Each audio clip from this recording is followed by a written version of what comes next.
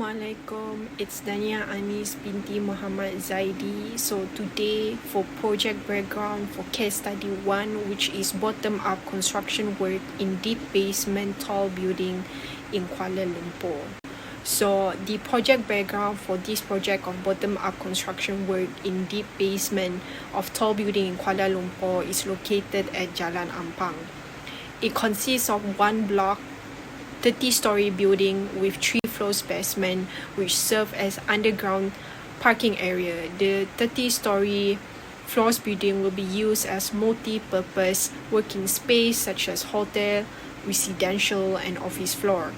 So for this project site is originally refurbishment of petrol kiosk with flattened platform. Its vicinity of neighboring building is located adjacent to the existing of 6-story building and shop lot, which its foundation supported by pile at the waste site. So for this project, the site geologically lies founded on similar underground as Canny Hill foundation underlain by Kuala Lumpur limestone. So a soil investigation SI of a total 12 number of borehole is carried out to identify the soil profile of the site. It was confirmed by geotechnical engineer that there is no limestone bedrock was detected. So a standard penetration test SPT is carried out to identify the site soil stiffness increases with depth, and its value is recorded from the SI. So a rough foundation is adopted for this building, but at the center of the building, which cover the houses live core area, is integrated with board pile with rough foundation which designed for construction. So the bottom-up excavation for substructure basement is used because of the availability of local experience in open excavation operations and the possibility to operate with fewer plants and machineries. So the behavior of the soil structure was monitored to ensure that the excavation works during the basement building was safe.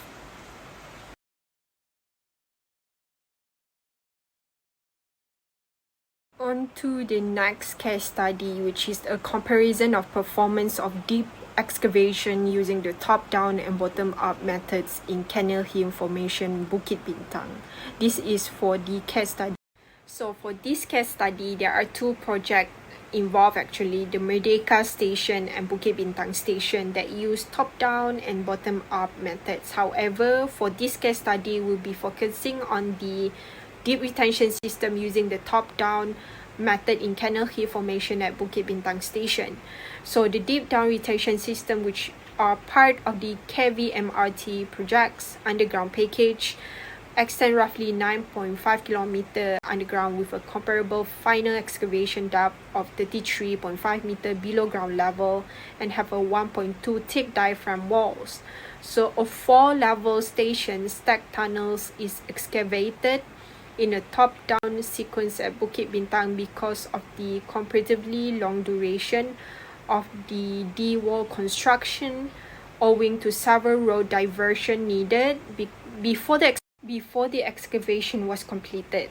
So the top-down design was chosen. As a result, the station was built to bore through. So to support live traffic on the station roof slab while retaining the excavation near road shops, a top-down approach is a much more durable and safer option.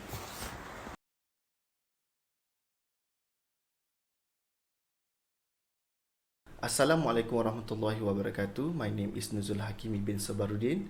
So it's come to my part about method of construction. So in this construction, they use the bottom-up and top-down method. So let me explain about the bottom-up approach. So the construction of basement using the bottom-up approach that we can see from this figure, the sequence of operation where the diaphragm walls form using betonite. Retaining walls can form contiguous pile, secant pile, and steel sheet pile. First stage in this process is to form perimeter walls. These will become the structural walls of the basement.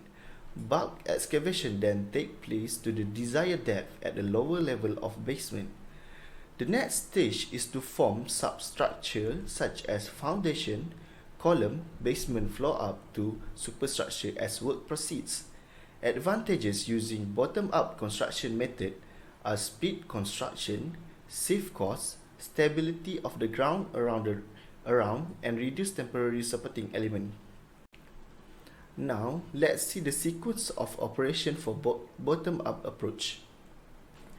At the first stage, they create a retaining wall to support the load behind the structure. Then at the second stage, they initially excavate and install the prop to support the retaining wall. At the stage 3, they complete the excavation and create void between the retaining wall. At the stage 4, we can see they start to form a column and cast a lower slab. At the stage 5, finally they cast the upper floor and remove the prop. Okay, in this figure, excavation carried out using excavator and rock breaker within the work pit. The overall excavation and lateral support system for typical large-scale basement construction project, with cut-off wall on the sides, lateral supporting frame and other temporary workstation or platform. Okay, now it's come to excavation with temporary support. There is a lot of kind of temporary support such as cross-load bracing, rakers, tiebacks, and others.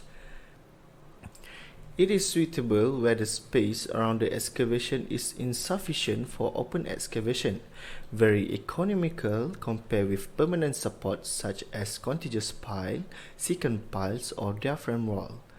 Temporary support elements such as steel sheet piles, cross-load bracing, rakers, and tiebacks. Temporary support are placed within the ground around the perimeter of the intended area to be excavated. When the earth is done excavate, the void will become the basement area. Permanent basement walls are then constructed, and after completion, the temporary support is removed. Okay, now it's come to temporary support element part. Now the first element is a steel sheet pile. A steel sheet pile is an earth retention and excavation support technique that retains soil using steel sheet section with interlocking edges. The interlock sheet piles reduce groundwater inflow. Vibratory hammers are used to install sheet piles. If soils are too hard or dense, an impact hammer can be used to complete the installation. At certain sites where vibration are concerned, the sheet can be hydraulically pushed into the ground. Sheet piles are also sustainable options since recycled steel is used in their construction and the piles can often be reused. Now, cross-load bracing. Cross-load bracing using steel sheet piles or I-beam as wallers that are driven into the earth.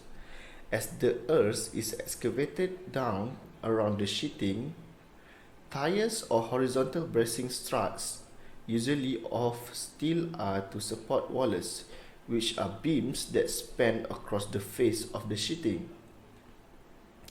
Where the excavation is too wide for cross-load bracing, sloping rakers are used instead, bearing against hill, blocks or other temporary footing. Now for raker. For very wide excavation, raker bracing is used. The support for the raker are installed at the bottom of the excavation. Construction of the soil support and removal of the remainder of the excavation then begins.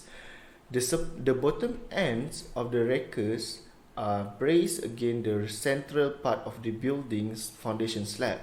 The excavation was carried to full depth at the center first so that the foundation slab could be placed. Prior to installation of the rakers, the lower part of the slurry trench concrete wall was supported by an earth berm. The earth berm remains at the far side of the excavation. Now for the tiebacks. To minimize wall movement and ground settlement, Tie-back anchor are designed to achieve the highest stiffness. Tie-back capacity depend on the vertical and horizontal spacing of the anchor on surcharge conditions. Typical tie-back spacing range from 2 meter to 4 meter in the vertical and from 1.5 to 4.5 meter in the horizontal direction. First, drilling a hole with an auger and then placing a bar or tendon in the hole. Concrete is then poured in the hole and the connection with wall is made. Different types of auger are used to drill the tie-back holes. The choice of the drilling method depends on the soil or rock condition on the site. Drilling should be done carefully since inadequate procedures can cause significant soil losses.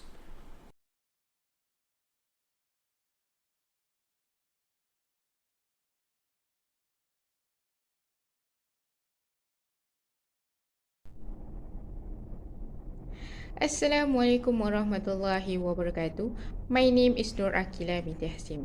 Today I would like to explain about the types or method of construction for case study 2, which is top-down construction.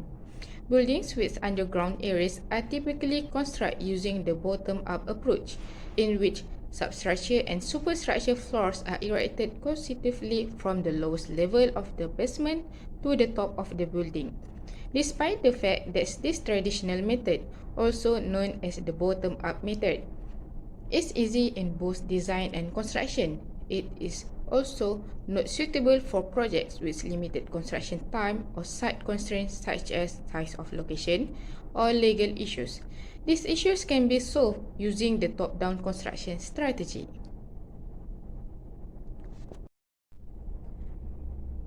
The use of the permanent internal structure as temporary propping to the retaining wall, cast in a top-down phase, is known as top-down.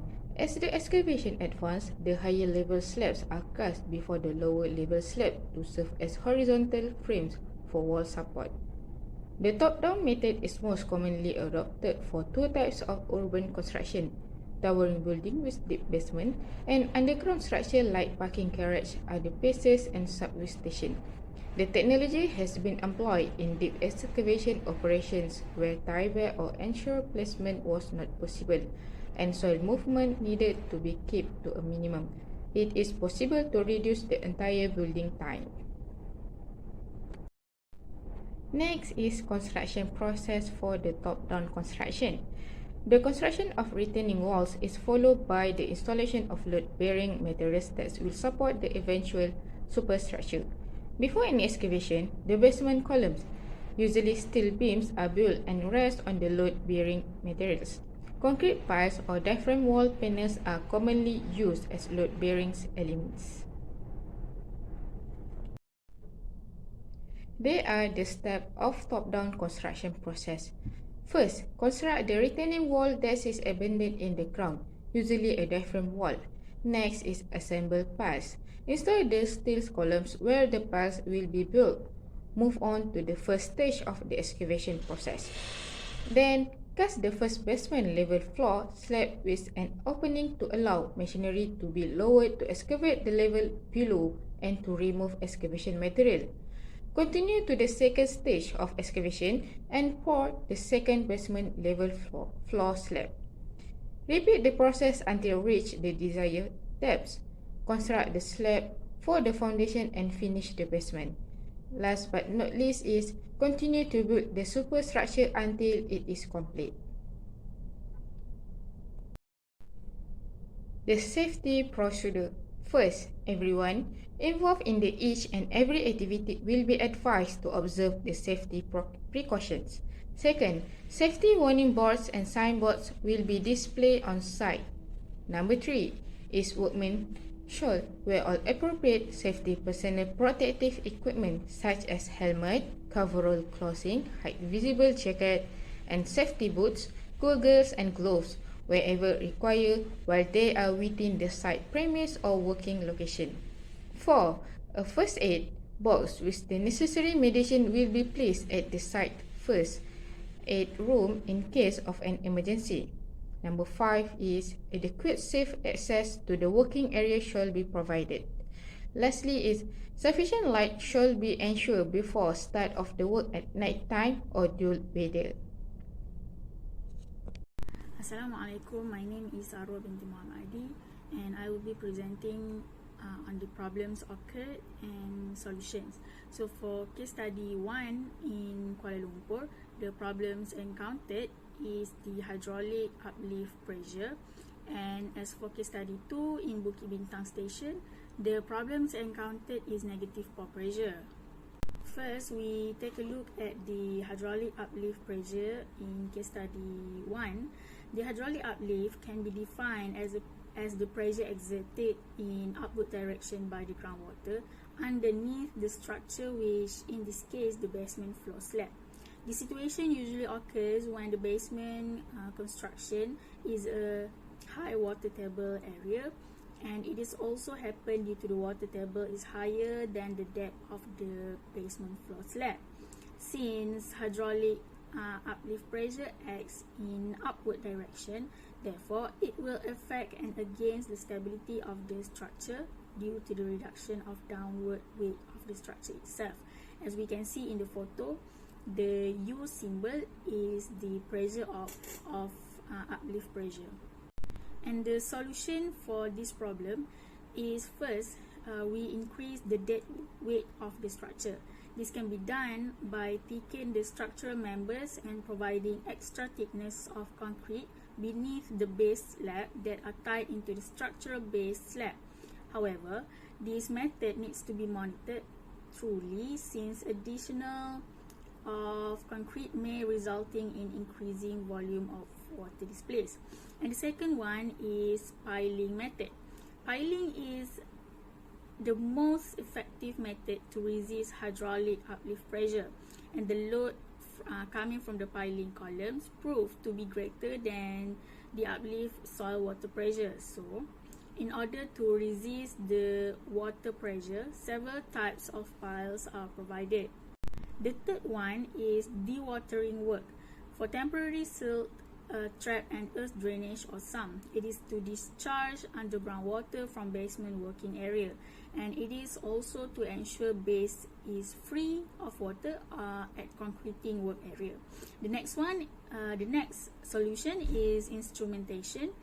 We can use the inclinometer, piezometer and tiltmeter, and these instruments are all for monitoring the horizontal and vertical structure leveling and underground water table during construction work. And the last one is drain basement technology.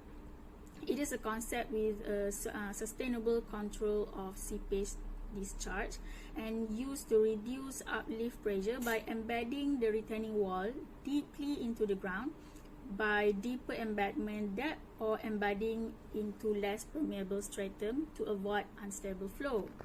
As for case study 2 in Bukit Bintang, the problems occurred is the negative pore pressure at the site. The unsupported heights for Bukit Bintang top-down method are much larger, so the deflection movement are much larger.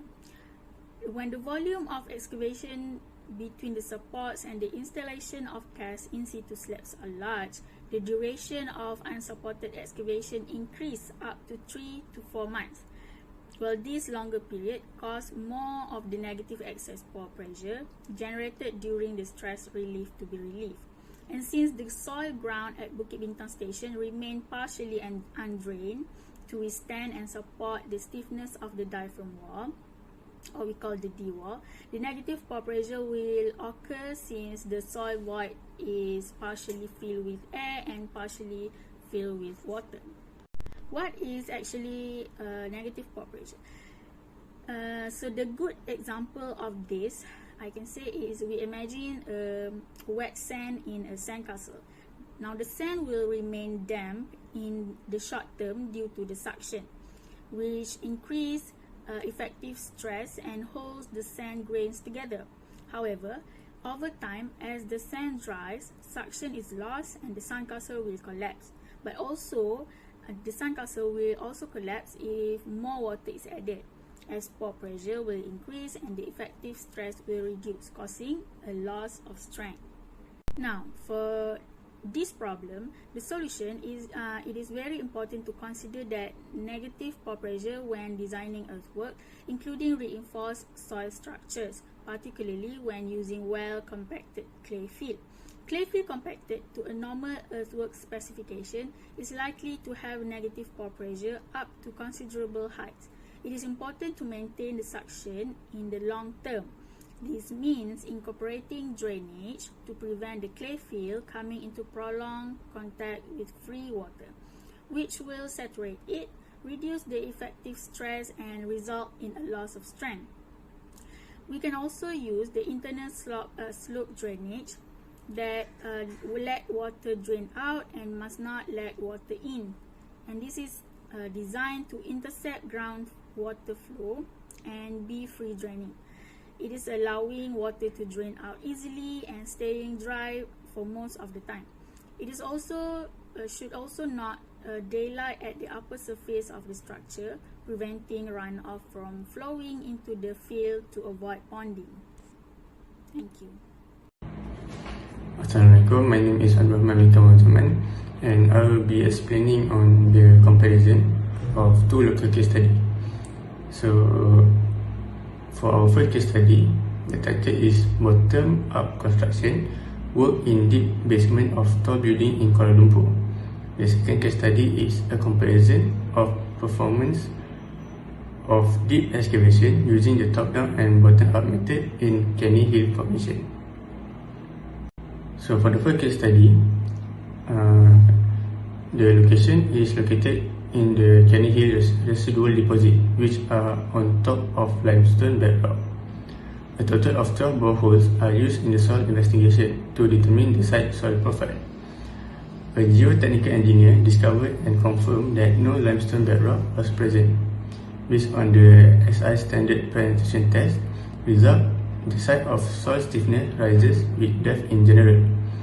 The structure is built on a rough base. However, a construction of an integrated bore pile with a rough foundation is planned for the middle of the structure, which contains the lift core area. So in this case study, they include two projects, which are Jalan Ampang Kuala Lumpur and Jalan Tengku Abdul Rahman Kuala Lumpur, which the Jalan Ampang uses bottom-up method and Jalan Tengku Abdul Rahman use semi-top-down method. So from the Jalan Ampang project and the Jalan Tengku Abdul Rahman project, what can be concluded is the work methodology and activity on site are depend on construction parameter, which influence both completion cost and time, both method of basement work. Other than that, the semi-top-down approach necessitates the installation of a column, stanchion, and retaining wall element at the same time. Furthermore, because of the elimination of strutting structures, earth backfilling work, and a reduction in excavation time owing to a reduction in excavation volume, it appears that semi-top-down approach finish work faster than a lower cost than bottom-up method. For the second case study, the title is a comparison of performance of deep excavation using the top-down and bottom-up method in Canning Hill Formation. So for this case study, the project is on Bukit Bintang Station. So the top-down construction sequence was chosen since the D wall would take a lengthy time owing to the multiple road diversion required. The lower TBM was planned to arrive before the excavation was done. Hence, the station was constructed as a bored-through station. Strut would be in the way of the TBM being bored through in the bottom-up procedure. In addition, the top-down method is also a more robust and safer choice to support the live traffic on the station roof slab and to retain the excavation nearby to a row of shops. However, the top-down approach has the drawback of being significantly slower due to slab construction and having a higher unrestrained height, resulting in higher D-wall bending forces. After the D-wall was installed, the total excavation period to achieve FEL for the station was roughly 23 months for an excavated volume of approximately 150,000 meter cubic with 4 levels of RC slab and 1 level of strut. So from the Bukit Bintang station instrument and monitoring measurement result, it can be concluded that the Canning Hill soil design parameters are appropriate and valid. For the design of future stations similar to Bukit Bintang station, the deep wall of 1.2 meter thick and length up to 53.5 meter can be possibly optimized if the height and duration of unsupported excavation can be reduced or adjust to enable the use of more optimistic parameters. In future, with more observational data, better analytical modeling methods, and better feedback from I&M monitoring system, it will be possible use more optimum Canning Hill design parameter adjusted according to the construction sequence to enable more optimal D-wall design, while the prediction of D-wall displacement and ground movement adjacent to sensitive structure can be more confidently predicted in order to mitigate building damage risk. Thank you.